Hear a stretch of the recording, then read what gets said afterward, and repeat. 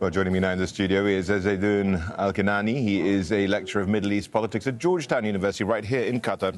I've been asking this of all our guests, Zeidon, today, that is, does this plan as is have a chance of success?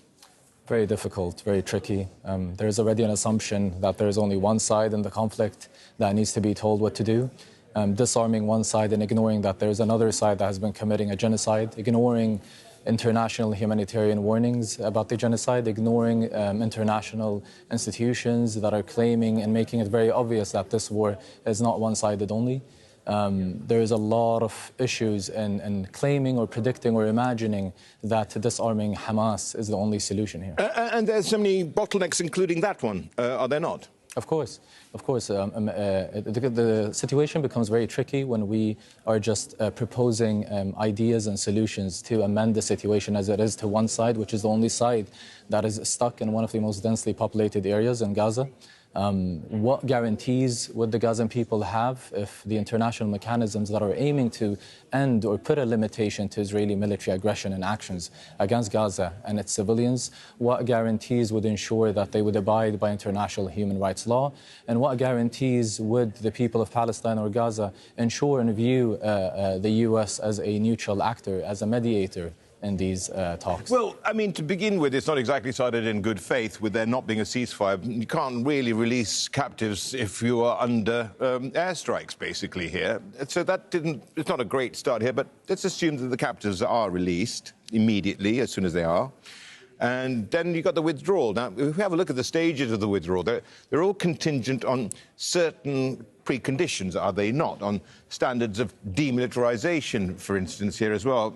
And you know, who is it who decides whether those standards are met? And ultimately, also, you end up with a buffer zone, which essentially means that Gaza's still occupied.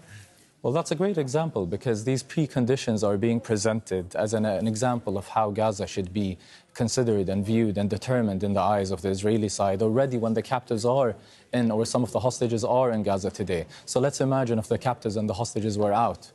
How will some of these preconditions be presented? They'll be more determined, they'll be more established and detrimental from the Israeli point of view, from the Israeli interest, which makes it very worrying for the Palestinian side, makes it very worrying for the Gazan side. It makes it very unrealistic imagining that after 2 years of committing a genocide and airstrikes in the eyes, in front of, before the eyes of the international media, before the eyes of the international community, that Israel suddenly would imagine having a future with a neighboring peaceful Gaza next to it. Well, a couple of points here as well. I mean, given what Mr. Benjamin Netanyahu did in March, and that raises eyebrows anyway about whether you could trust him. And on top of that, of course, the question remains, if these talks collapse, it's in his interests or is it not in his interests?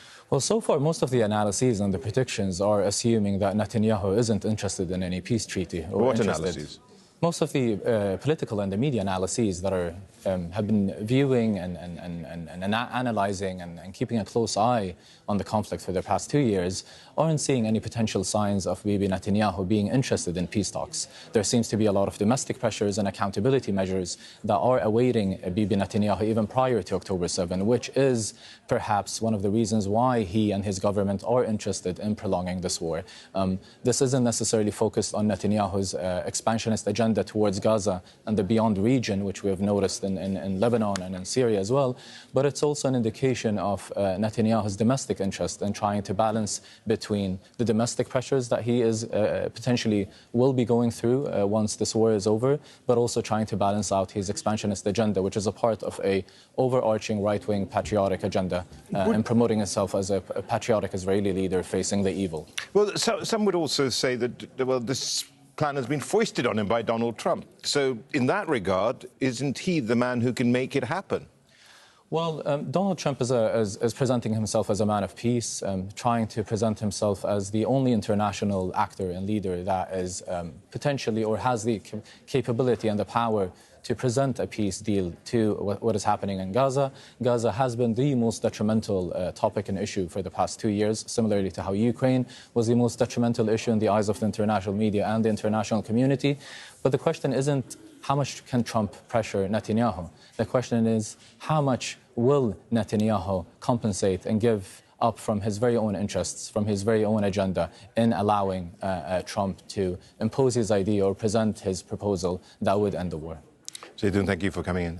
Zeidon Alkinani there, a lecturer of Middle East politics at Georgetown University here in Qatar.